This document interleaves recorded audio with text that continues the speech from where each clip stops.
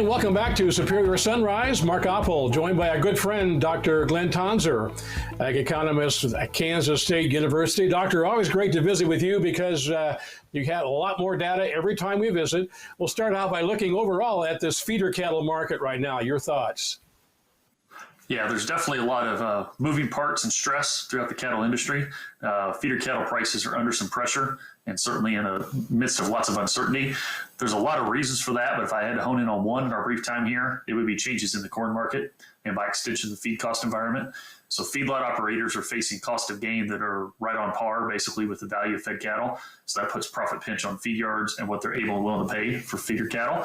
I like to highlight in particular, there's been a $2 increase in corn basically since early April. So that's pretty strong. Higher corn prices tend to be disadvantageous for feeder cattle prices. For our listeners that want projections, I encourage them to go to beefbasis.com. That's a website that's informed by the futures market as well as historic basis relationships. And I use the Salina, Kansas market. You can use other markets that are more close to you for our listeners.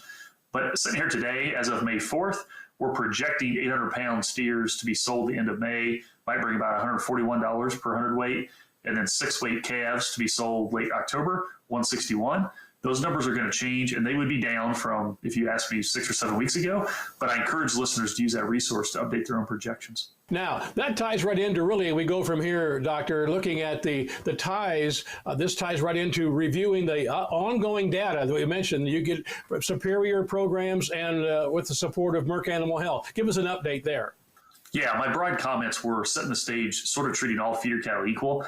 And of course, that's not doing service to the industry. There's a wide range of characteristics, market conditions, and the like throughout any calendar year.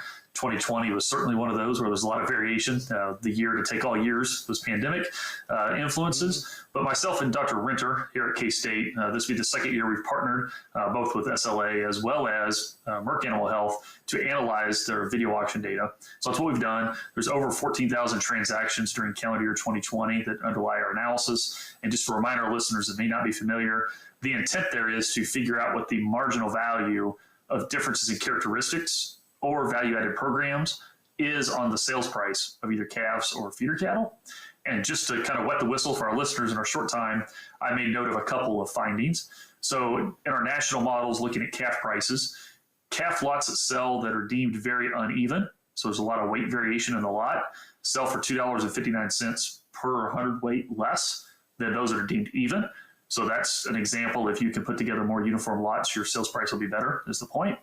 VAC 60 enrolled cattle, calves narrowly, sell for almost $8 per hundredweight more, is the estimate in our model, than those that are enrolled in a VAC 24 program. And then finally is cattle enrolled in an NHTC program, non-hormone treated, sell for about $3.30 per hundredweight more than cattle that are not enrolled in those programs.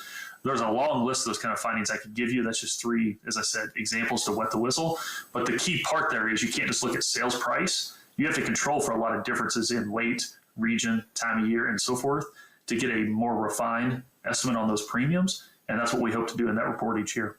Boy, great points there. About a minute or so left here, Doctor. It always goes too fast in the mornings. Talk about, you have some Excel decision-making tools, he said, Mark. I'd like to cover that if we have the time. Please do. Sure. So our agmanager.info website, and that is the front part of the URL, people can type that in, has a lot of decision tools and resources for the entire ag sector, narrowly in the beef cattle space. There's two tools I want to highlight. One that is directly informed by what we just talked about, the KSU Merck calf vaccination program and assessment tool. It is a mouthful, but you'll find it if you go to our Ag Manager website, or you're welcome to email me and I'll help you find it. But the point of that is to help feeder cattle producers compare the net expected profit difference of enrolling your cattle in, say, VAC 24, VAC 45, VAC 60 programs versus seller weaning.